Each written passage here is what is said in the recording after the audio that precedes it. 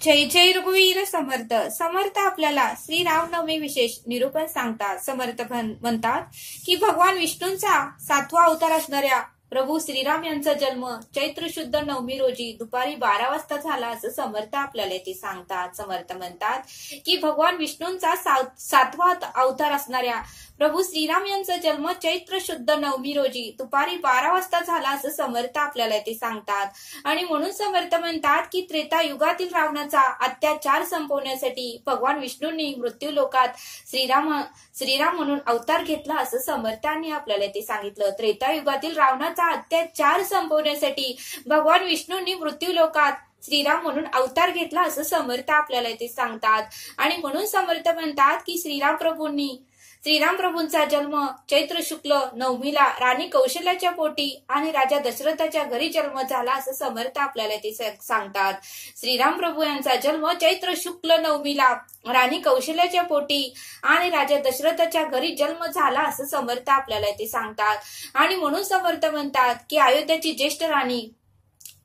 ज्येष्ठ राणी कौशल्याच्या पोटी श्रीराम प्रभूंचा जन्म झाला. श्रीराम हे भगवान विष्णूंचा 7वा अवतार आहेत असं समर्थ आपल्याला ते सांगतात. श्रीराम प्रभू हे भगवान विष्णूंचे 7वे अवतार आहेत असं समर्थ आपल्याला ते सांगतात. आणि दुसरी राणी कैकेयी हिच्या पोटी भरत जन्माला आले असं समर्थ आपल्याला ते सांगतात. आणि तिसरी राणी सुमित्रेच्या पोटी लक्ष्मण आणि शत्रुघ्न यांनी जन्म घेतला असं समर्थ आपल्याला ते सांगतात. तिसरी राणी सुमित्राच्या पोटी लक्ष्मण आणि शत्रुघ्न यांनी जन्म घेतला असं समर्थ आपल्याला ते सांगतात. आणि म्हणून समर्थ म्हणतात की भगवान श्रीरामांचा जन्म दुष्ट राक्षसांचा आणि प्राण्यांचा नाश करण्यासाठी पृथ्वीवर झाला होता.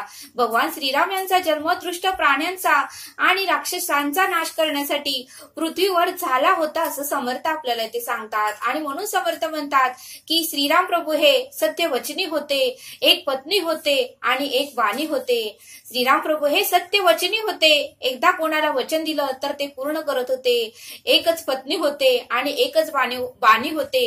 एकदा का आपल्या धनुष्यातून बाण सोडला तर तो बाण आपलं काम पूर्ण करूनच येत होता असं समर्थ आपल्याला ते सांगतात. आणि म्हणून समर्थ म्हणतात की श्रीराम प्रभू हे दयाळू होते, प्रेमळ होते, मायाळू होते असं समर्थ आपल्याला ते सांगतात. समर्थ म्हणतात की भगवान श्रीराम हे लहानपणापासून शांत स्वभावाचे आणि शूर पुरुष होते.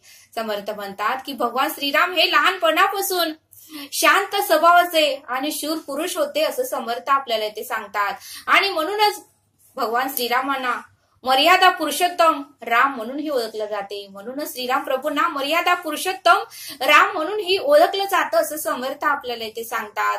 आणि म्हणून समर्थ म्हणतात की धर्म मार्गावर चालणाऱ्या श्रीरामांनी आपल्या 3 भावासह गुरु वशिष्ठाकडून शिक्षण घेतले. धर्म मार्गावर चालणाऱ्या श्रीरामांनी आपल्या 3 भावासह गुरु वशिष्ठाकडून शिक्षण घेतले. आणि किशोर वयातच गुरु विश्वामित्रांनी जंगलामध्ये श्रीराम प्रभूंना आणि लक्ष्मणाला नेलं. किशोर वयातच गुरु विश्वामित्रांनी जंगलामध्ये श्रीराम प्रभूंना आणि लक्ष्मणाला नेलं.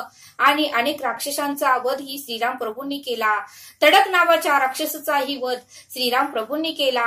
आणि समर्थ म्हणतात की शबरीलाही श्रीराम प्रभूंनी दर्शन दिलं, अहिल्यालाही श्रीराम प्रभूंनी दर्शन दिलं असं समर्थ आपल्याला ते सांगतात. अहिल्या देवी ही शिला होऊन पडली होती.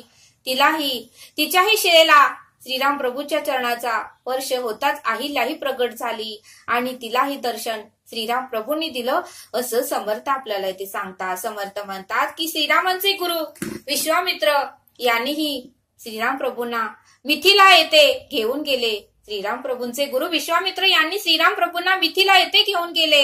तेथे मात्र जनक राजा आपल्या कन्या सीतेचा लग्नासाठी स्वयंवर सोहळा आयोजित केला होता. तेथे मात्र जनक राजांनी सीतेच्या लग्नासाठी स्वयंवर सोहळा हा आयोजित केला होता. आणि त्या सोहळ्यासाठी अनेक राज्यातले राजे त्या सोहळ्यासाठी येत होते. आणि भगवान शिवांचे धनुष्य तेथे होते. तेथे मात्र भगवान शिवाचे धनुष्य होते. आणि ते धनुष्य कोण तोडेल त्याच्याशीच विवाह जनक राजा सीतेचा करणार होते असं समर्थ आपल्याला ते सांगतात. आणि सीतेचा विवाह शूरवीरांशीच होणार होता. सीतेचा विवाह शूरवीरांशीच जनक राजा करणार होते. त्यासाठी त्या सोहळ्याला अनेक राजे महाराजे आले होते, त्यासाठी त्या सोहळ्याला अनेक राजे महाराजे आले होते असं समर्थ आपल्याला इथे सांगतात. आणि म्हणून समर्थ म्हणतात की अनेक राजांनी अनेक प्रयत्न करूनही तो धनुष्य उचलूही शकले नाहीत. अनेक राजे अनेक प्रयत्न करूनही तो धनुष्य मात्र उचलू शकले नाहीत. आणि मग मात्र शेवटी मात्र सर्व राजे पूर्ण झाले. शेवटी मात्र श्रीराम प्रभू एकटेच उरले. त्यावेळेस मात्र विश्वामित्रांची परवानगी घेतली, विश्वामित्रांची आज्ञा घेतली. आणि विश्वामित्रांची परवानगी मिळाल्यावर श्रीराम प्रभूंनी धनुष्य हाती घेतला. विश्वामित्रांची परवानगी मिळाल्यावर श्रीराम प्रभूंनी धनुष्य हाती घेतला आणि अर्पण करण्याचा प्रयत्न केला. आणि तो धनुष्यबाण अर्पण करण्याचा प्रयत्न केला. पण प्रयत्न करत असतानाच धनुष्य मोठ्या आवाजाने तुटला. प्रयत्न करत असतानाच धनुष्य मात्र मोठ्या आवाजाने तुटला. आणि मग मात्र श्रीरामांचा विवाह सीता मातेशीच झाला असं समर्थांनी आपल्याला इथे सांगितलं. मग मात्र श्रीराम प्रभूंचा विवाह सीता मातेशीच झाला. आणि मग मात्र तेथे परशुरामही आले आणि परशुरामसह सर्वांनीही त्या दोघांना आशीर्वाद दिला. आणि मग मात्र श्रीराम प्रभू आणि सीता अयोध्यात सुखाने राहू लागले. मग मात्र श्रीराम प्रभू आणि सीता अयोध्यामध्ये सुखाने राहू लागले. आणि मग मात्र राजा दशरथ हे थकले होते. राजा दशरथानेही ठरवलं की आता आपलं वय झालं आहे, आता आपल्याला राज्याचा कारभार घेणे आता आपल्याला जमणार नाही. त्यामुळे आता आपलं राज्य आपण श्रीरामांकडे सोपवायचं असा विचार राजा दशरथाने केला. आणि तो विचार मात्र कैकेयी मातेला आवडला नाही. कैकेयी माता म्हणाली की श्रीराम प्रभू हे राजे होणार नाहीत, तर माझा पुत्र भरत हा राजा होणार आहे. तुम्ही मला वचन दिलं होतं आणि आता ते वचन तुम्ही पाळायचं. श्रीराम प्रभूंना तुम्ही 14 वर्ष वनवासाला पाठवायचं आणि माझा पुत्र भरत याला राज्य तुम्ही द्यायचं असं कैकेयी माता दशरथाला म्हणाली. त्यावेळेस दशरथ राजा खूप दुःखी झाले आणि दशरथ राजाने श्रीराम प्रभूंना वनवासाला पाठवण्यासाठी सांगितलं. त्यावेळेस मात्र श्रीराम प्रभूंनी उलट उत्तर दिलं नाही, कोणताही प्रश्न केला नाही. आपल्या वडिलांच्या आज्ञेचं पालन केलं. श्रीराम प्रभूंनी मात्र आपल्या वडिलांच्या आज्ञेचं पालन केलं. आणि श्रीरामांची पत्नी देवी सीता आणि त्यांचे लहान भाऊ लक्ष्मण देखील वनवासाला गेले. श्रीरामांची पत्नी देवी सीता आणि त्यांचे लहान भाऊ लक्ष्मण हे तिघेही वनवासाला गेले.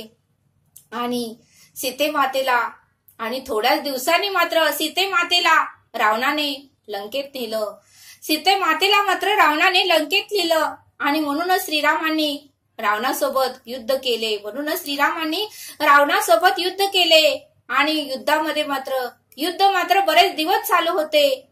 आणि युद्धामध्ये मात्र श्रीराम प्रभूंचा जय झाला आणि रावणाचा मात्र पराजय झाला. युद्धामध्ये मात्र श्रीराम प्रभूंचा जय झाला आणि रावणाचा पराजय झाला असं समर्थांनी आपल्याला इथे सांगितलं. आणि म्हणून समर्थ म्हणतात की ज्या दिवशी श्रीराम प्रभू वनवासावरून परत आले तो दिवसच आपण गुढीपाडवा हा सण, तो दिवस म्हणजे गुढीपाडव्याचाच दिवस आहे. आणि तो दिवस आपण गुढीपाडवा हा सण म्हणून साजरा करतो असं समर्थांनी आपल्याला इथे सांगितलं. समर्थ म्हणतात की श्रीरामांनी रावणाला युद्धामध्ये पराभव केलं. श्रीरामांनी रावणाचा युद्धामध्ये पराभव केला आणि रावणाचा धाकटा भाऊ विभीषणाला लंकेचा राजा बनवलं. मात्र लंकेचा राजा बनवलं आणि विभीषण मात्र लंकेचा राजा झाला असं समर्थांनी आपल्याला इथे सांगितलं. आणि म्हणून समर्थ म्हणतात की श्रीराम प्रभू ज्यावेळेस वनवासावरून परत आले त्यावेळेस मात्र सर्वप्रथम त्यांनी कैकेयी मातेचं दर्शन घेतलं. आणि कैकेयी मातेने कौशल्या मातेला विचारलं की तुला सर्वप्रथम माझं दर्शन घेतलं श्रीरामाने तर तुला राग आला नाही का? त्यावेळेस कौशल्या मातेने खूप आनंदाने आणि हसून उत्तर दिलं, अगं कैकेयी, तुझ्यामुळे तर माझा राग जगभरात प्रसिद्ध झाला. तुझ्यामुळे तर आज सर्व राक्षसांचा उद्धार झाला. शबरीलाही त्यांनी दर्शन दिलं, अहिल्याचा उद्धार झाला.